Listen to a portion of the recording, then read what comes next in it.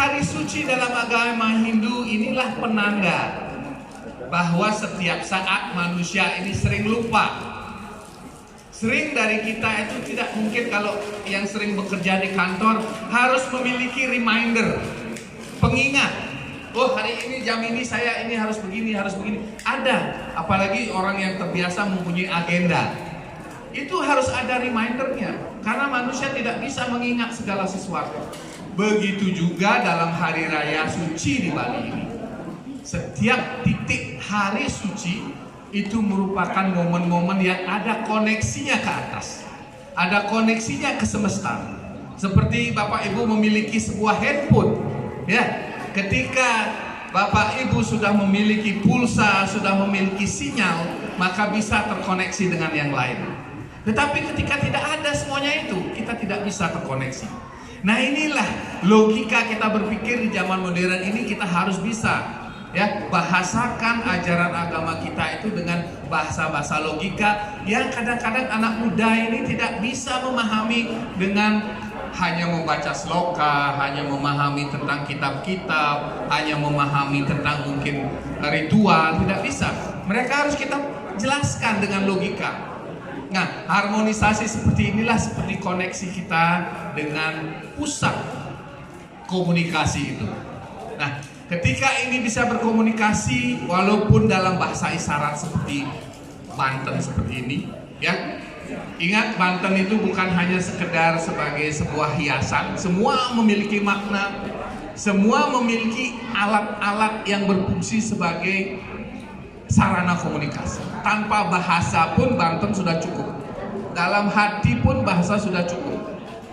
Asal niat kita tulus untuk memberikan komunikasi kita kepada siapapun yang kita akan ajak berkomunikasi, karena tidak hanya langsung sama Tuhan saja kita bisa berkomunikasi dengan spirit suci yang ada di sini untuk memberikan perlindungan, untuk memberikan keteduhan ketika mengadakan rapat seperti ini, biar tidak ada kemudian yang aneh-aneh dan sebagainya.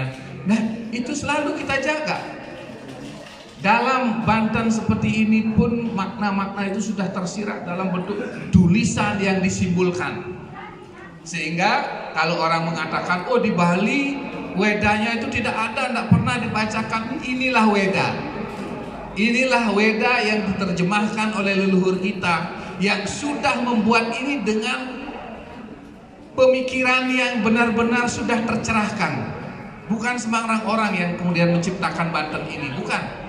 Mereka sudah tercerahkan, tidak seperti kita ini di zaman yang Kali Yuga seperti ini. Mungkin kita tidak akan bisa bagaimana menciptakan sebuah simbol yang kemudian digabung menjadi satu, menjadi sebuah bahasa yang dimengerti oleh spirit suci, oleh dewa, oleh Brahman dan sebagainya. Jadi sesuai dengan tujuan yang ada di sini. Nah, jadi inilah apa harapan saya, bahwa hari suci memang perlu kemudian menjadi pengingat kita. Contohnya Saraswati. Saraswati sebagai turunnya ilmu pengetahuan, itu katanya kone kalau kita bilang, karena kita tidak pernah melihat kapan turunnya ilmu pengetahuan. Tetapi kalau kita sudah tahu makna Saraswati, apalagi ada di penghujung wuku, ya, pawukon Hindu ini ada yang paling ujung adalah Watu Gunung. Nah, Bapak Ibu sekalian, sekali lagi, ya, rangkaian hari suci ini tentu memiliki lonjakan-lonjakan. Itu untuk semesta. Untuk diri kita apa? Dari lahir orang Bali itu selalu diberikan upacara. Upacara itulah sebenarnya pembangkitan energi. Dari baru hamil menggedong-gedong, kemudian sampai sampai ke pos-puser sebagainya. Karena kita percaya di Bali bahwa setiap proses kehidupan kita, perubahan yang terjadi dalam diri kita itu adalah perubahan energi sebenarnya. Menikah, bagaimana sifat-sifat anak-anak mulai ditinggalkan ke sifat-sifat dewasa, itu adalah perubahan energi. Menikah juga begitu, bagaimana kita menggabungkan energi kita dengan energi pasangan kita biar serasi, ada proses dan sebagainya di sana terjadi. Nah, inilah yang memberikan makna bahwa ritual-ritual yang dilakukan oleh leluhur kita untuk kehidupan diri kita sendiri, ada lubulanan, ada kemudian sampai meninggal, sampai puput, sampai ada di dewoyang atau menjadi dewoyang. Ini proses energi sebenarnya, pengembalian energi dan lain sebagainya. Kalau secara fisika, orang-orang yang paham dengan ilmu pengetahuan sains ini sangat logis bahwa di diri kita, di alam semesta ini selalu terkoneksi. Ketika kita tidak bisa mengkoneksikan diri kita ke semesta, artinya kita lupa dengan asal kita. Kita lupa bahwa kita terkoneksi. Kita lahir dari alam, dari semesta. Kemudian proses-proses kita menjalani kehidupan ini tiada lain adalah tugas kita di dunia ini membebaskan diri kita. Jadi itu yang menjadi ini. Kenapa kemudian kalau dengan istilah umum kita sering mengatakan suka, duka, lara, pati. 4 dari ini tidak ada, hanya satu yang bersifat kesenangan, suka. Yang lainnya ini kemelaratan semua. Bahwa kehidupan kita lahir di dunia ini adalah sebenarnya membebaskan kemelaratan itu. Sehingga kalau kita cari suka, duka, lara, pati. Suka, ya memang itu saat lahir aja kita bisa suka.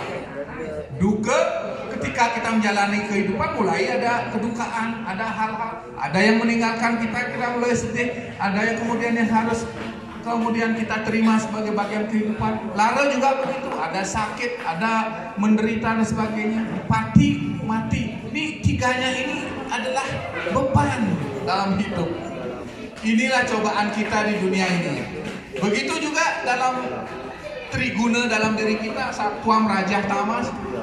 Satwam itu satu sebagai pengendali, tetapi harus melawan 2 hal, Rajas dan Tamas. Bagaimana satu ini bertempur melawan 2. Nah, ini juga tadi sangat erat kaitannya dengan manusia ya, dewa ya, buta ya dalam diri kita. Karena sebenarnya manusia itu dalam posisi bimbang, ya, dia selalu dalam posisi bimbang. Bapak Ibu bisa merasakan ketika ada pilihan untuk menentukan ke kiri dan ke kanan, atau mungkin ada permasalahan yang harus dijalani A dan B, pasti mengalami kebimbangan itu di tengah. Apakah mau mengikuti yang baik atau mengikuti dalam agama-agama lain sering disebut dengan bisikan iblis, dengan bisikan mungkin malaikat dan sebagainya. Dalam diri kita itu pemaknaan yang paling logis bahwa di diri kita ini pun sering terjadi kebimbangan begini. Tujuan kita adalah bagaimana yang satu ini kita pegang. Satwam, ya. Satwam itu adalah nilai-nilai kebenaran, nilai kebaikan yang mendapat cobaan yang luar biasa dalam diri kita.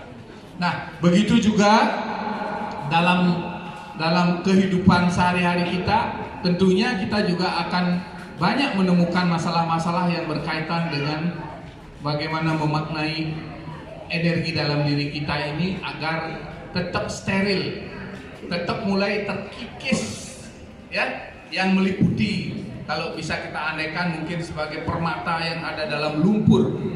Bagaimana lumpur yang sudah mengeras ini kita kikis dikit-dikit.